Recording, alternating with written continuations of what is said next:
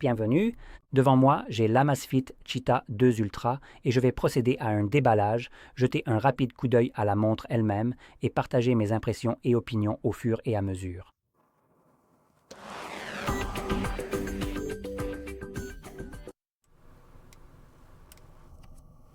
Alors, allons droit au but.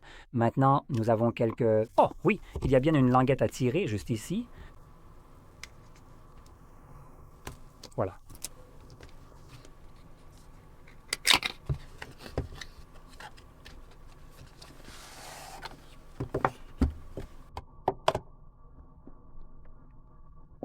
Et voilà tout.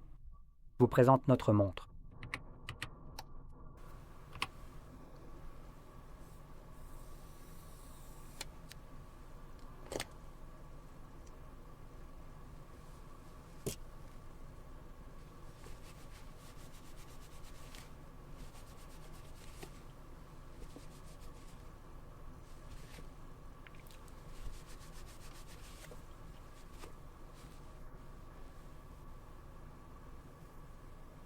Pourquoi l'affichage est-il aussi étrange?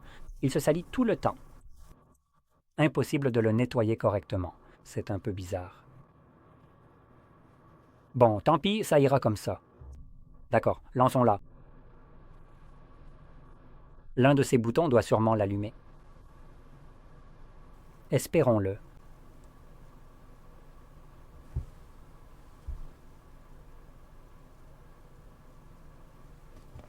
Bon, je suppose que... Oh, voilà, elle démarre enfin.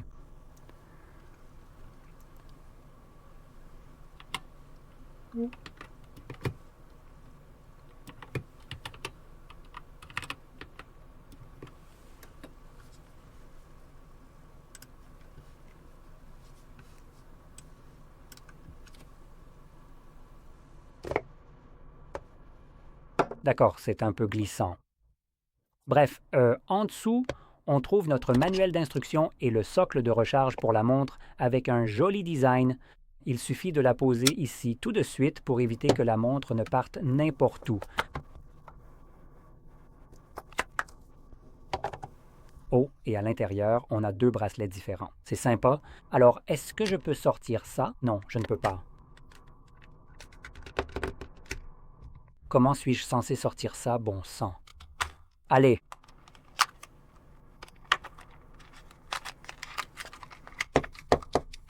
Vous vous moquez de moi, là? Allez.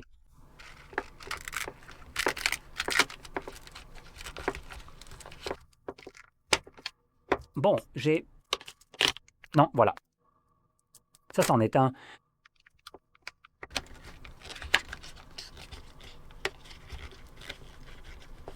Vous plaisantez? Juste pour mettre ça en perspective. Qu'est-ce qui le retient, bon sang? Allez, lâche prise comme Elsa, bon sang. Super, je me suis écorché la peau.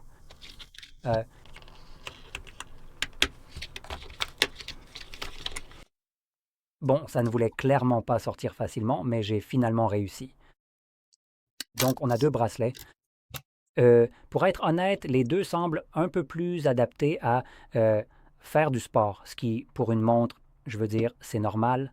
C'est clairement une montre de fitness. Ça aurait quand même été sympa s'ils en avaient donné une orientée fitness et l'autre plus adaptée à un usage quotidien, peut-être, vous savez, comme un bracelet en cuir ou quelque chose de similaire. Mais on a un bracelet en silicone et un en tissu. Le tissu est aussi un peu extensible. Voilà, c'est fait. Maintenant, celui en silicone a l'air plutôt solide. Il y a aussi un logo ici en métal, ce qui est plutôt sympa. Bref, passons à la montre elle-même. Voici donc la montre. Je vais rapidement faire défiler jusqu'aux paramètres. Alors, commençons par l'écran. Nous avons... Attendez, voilà l'écran. Écran AMOLED de 1,5 pouces avec une luminosité maximale allant jusqu'à 3000 nits et une résolution de 400-420 par 400-420, recouvert, ce qui est important, d'un verre saphir. Sympa. Ce n'est pas un sympa sarcastique, C'est vraiment quelque chose que j'aime beaucoup. Donc cette montre est super résistante. Non seulement elle possède un verre saphir, mais elle a aussi un boîtier en titane. Donc elle est légère et résistante à tous les niveaux. Donc globalement, c'est vraiment top. En fait, je n'ai aucune idée de son prix. Laissez-moi peut-être faire défiler vers le haut et 600 dollars. D'accord. Honnêtement, c'est moins que ce à quoi je m'attendais. Donc pour 600 dollars, vous avez un boîtier en titane, un verre saphir, et si vous ne le savez pas, le verre saphir est extrêmement résistant. Si par exemple vous portez cette montre et que vous la frottez contre un mur en béton, vous savez, ne perdez pas votre temps à vérifier la montre. Vérifiez plutôt le mur s'il est intact parce que, évidemment, le verre ici encaissera sans problème. Il n'y aura même pas la moindre micro-rayure à cause de ça. J'ai possédé une montre avec un verre saphir. C'était la Samsung Galaxy Watch 6, je crois. Et cette montre-là a vraiment été malmenée parce que je n'étais pas prudent et elle n'a même pas eu une micro-rayure. Par contre, le boîtier lui-même a été éraflé comme c'était du métal, mais sur cette montre-là, ce n'était pas du titane. Elle utilisait un alliage d'aluminium, donc un peu plus faible que ce qu'on a ici. Donc c'est clairement un véritable tank, cette montre. En plus, on a aussi une résistance à l'eau de 5 atmosphères, ce qui équivaut à environ 50 mètres de profondeur pour la plongée, ce que je trouve plutôt bien. Maintenant, pour continuer, passons à la batterie. Et c'est une montre assez imposante. Ne nous mentons pas. Donc, elle a aussi une batterie plutôt correcte de 780 mAh et une utilisation typique permet d'atteindre jusqu'à 30 jours d'autonomie, ce qui est vraiment exceptionnel. Maintenant, en mode GPS de précision, la batterie tient jusqu'à 60 heures, donc c'est une grosse réduction de l'autonomie. Mais quand même, cela prend en compte un suivi GPS précis et constant pendant jusqu'à 60 heures. C'est quand même sacrément impressionnant. Avec un suivi GPS actif, constant et précis, cette montre offre encore plus d'autonomie, quasiment le triple de ce qu'une montre connectée classique vous donne alors qu'elle ne fait rien. Donc c'est plutôt pas mal. En plus, on a un mode course sur sentier qui, je pense, détecte simplement les sentiers et vous suit aussi sur la carte. Donc en gros, c'est une combinaison de plusieurs choses, y compris le GPS, et ça réduit ce temps à peu près de moitié, vous donnant 33 heures d'autonomie, et l'autonomie maximale du GPS peut aller jusqu'à 228 heures. Maintenant, je ne suis pas sûr de ce que cela signifie, l'autonomie maximale du GPS. Je suppose que c'est la quantité d'autonomie que vous pouvez potentiellement obtenir en suivi GPS, peut-être quand ce n'est pas aussi précis, mais là, je fais un peu des suppositions. Alors, en ce qui concerne les capteurs, pour le suivi de la santé, on a un BioTracker, un capteur biométrique PPG 5 photodiodes plus 2 LED. Pour le mouvement, on a un accéléromètre, un gyroscope, un capteur de lumière ambiante, un capteur de température géométrique, un baromètre et un altimètre. Donc, en termes de capteurs, c'est vraiment bourré à craquer. Pour la localisation, on a un système de positionnement à double bande avec 6 satellites pour le GPS et pour la connectivité, le Bluetooth 5.2 et le Wi-Fi 2,4 GHz. Donc c'est déjà plutôt pas mal, même si je veux souligner un inconvénient ici. Le Bluetooth est en version 5.2, pas 5.3, qui serait plus récent et réduirait aussi un peu la consommation de batterie liée à cette connectivité. Alors, en plus, concernant les modes sportifs, on a plus de 180 modes sportifs pour la montre et je suppose qu'on retrouve un traitement similaire à celui de l'autre montre que je viens de tester. Donc, laissez-moi vérifier rapidement. Vous bénéficiez d'une navigation virage par virage, ce qui signifie que vous pouvez télécharger leurs cartes via l'application ZEP et les utiliser sur la montre, donc vous n'avez même pas besoin du téléphone, ce qui est plutôt bien. On a une lampe torche intégrée ici pour une utilisation en extérieur, donc ça sera probablement pratique pour certaines personnes. Et évidemment, la montre est conçue pour une utilisation en extérieur avec une construction assez robuste et, je dois dire, à un prix abordable, ce qui est assez surprenant.